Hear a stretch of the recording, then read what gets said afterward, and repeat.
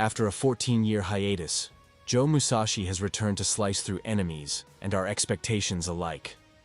Shinobi Art of Vengeance doesn't just resurrect a beloved franchise, it transforms it into something that feels both nostalgic and revolutionary. This isn't your typical retro revival that banks on childhood memories.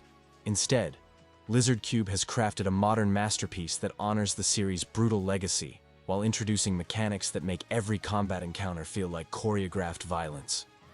The setup remains deliciously simple. The evil E&E Corporation has decimated Joe's village, and revenge is the only path forward. Yet beneath this straightforward narrative lies a combat system so fluid and satisfying that I often forgot about the story entirely. Who needs complex plot threads when you're juggling 3 enemies in midair before executing them in a spray of crimson? The moment you pick up the controller, Art of Vengeance reveals its true nature. This isn't just a 2D platformer with combat elements. It's a character action game disguised as a retro homage.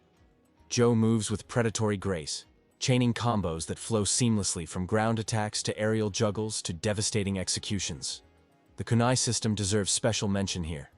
These aren't just throwaway projectiles, but strategic tools that build stagger meters on tougher enemies. Landing enough kunai marks opponents for execution, creating a risk-reward loop that constantly pushes you toward more aggressive play. Do you play it safe with basic sword combos?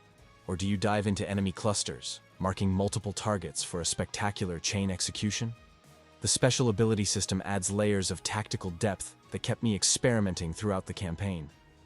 Ninpo skills like fire breath and water techniques each serve specific purposes: armor destruction, crowd control, or raw damage output.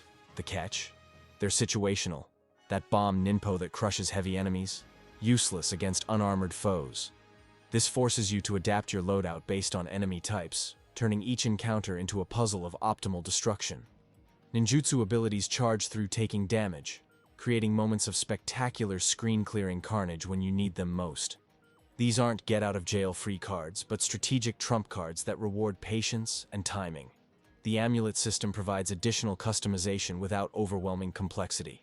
Want to boost combo damage? Equip the streak-enhancing amulet. Prefer a more defensive approach? The healing on kill option has you covered.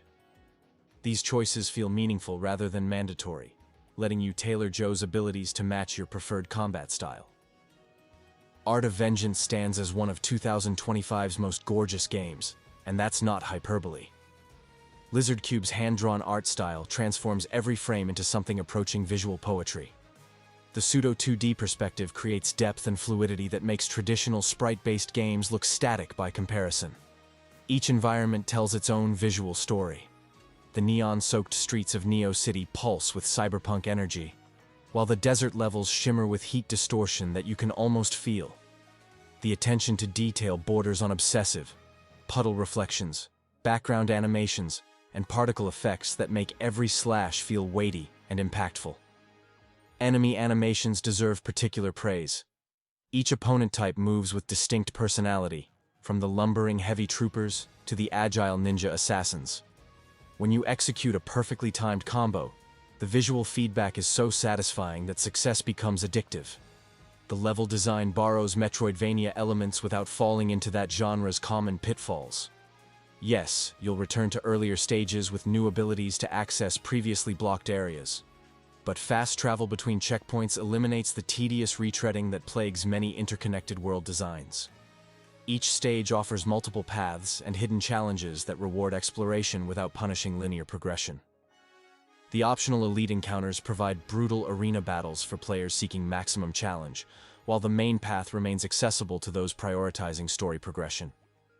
The platforming sections showcase surprising depth, especially the optional rift challenges.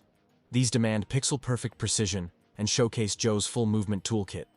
They're punishing but fair, with instant restarts that keep frustration minimal. However, some hitbox issues during platforming sections can feel unfair. Dying to what appears to be a near miss rather than direct contact breaks the otherwise excellent flow.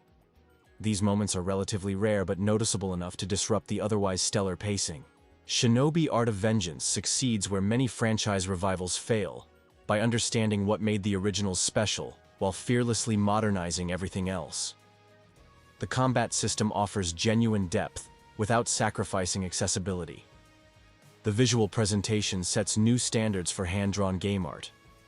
The level design provides satisfying exploration without overwhelming complexity. Minor platforming frustrations and a forgettable story can't diminish what LizardCube has accomplished here. This is how you revive a classic series, with respect for its legacy and the courage to push it into uncharted territory. Joe Musashi's return marks not just a successful comeback, but an evolution of what ninja action games can achieve in 2025.